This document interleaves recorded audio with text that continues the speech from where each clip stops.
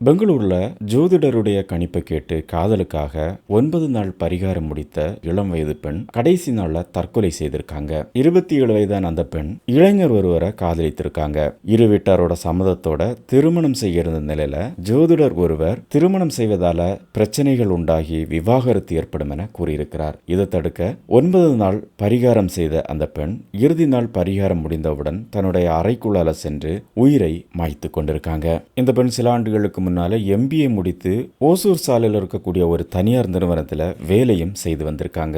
இவங்க குடகு பகுதியை சேர்ந்த ஒரு இளைஞரை காதலித்து வந்ததாகவும் அவர் வேறு சாதியை சேர்ந்தவர் என்பதால ஆரம்பத்தில் அவருடைய குடும்பத்தினர் இந்த உறவை எதிர்த்ததாகவும் தகவல் வெளிவந்திருக்கு. காதலை விடாம உறுதியாக இருந்ததால அவங்களுடைய குடும்பத்தார் அவரை திருமணம் செய்து கொள்ள சம்மதம் தெரிவிச்சிருக்காங்க.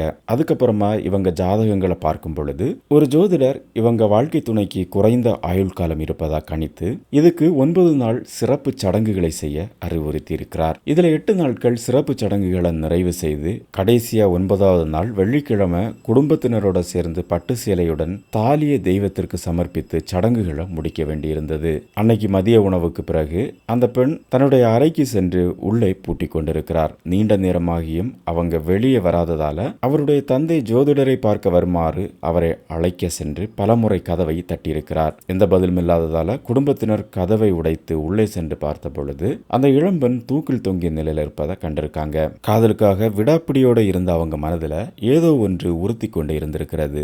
மனதளவுல பாதிக்கப்பட்டிருந்த அவங்க இந்த மோசமான முடிவை எடுத்திருக்காங்க. தற்கொலை எந்த ஒரு விஷயத்திற்குமே முடிவாக அமையாது. எந்த பிரச்சனையாக இருந்தாலும் அதை நேரடியா எதிர்கொள்ளுங்க. எல்லோருக்கும் ஏதாவது ஒரு பிரச்சனை இருக்கும். இதில் சிலருக்கு தாங்க முடியாத பிரச்சனைகள் இருப்பது போல் மனதளவில் நினைப்பாங்க. அதை தவிர்த்து எந்த பிரச்சனையாக இருந்தாலும் அதற்கான முடிவுகளை சரியாக எடுத்து உங்க வாழ்க்கையை சந்தோஷமாக கொண்டு போக முயற்சி செய்யுங்க.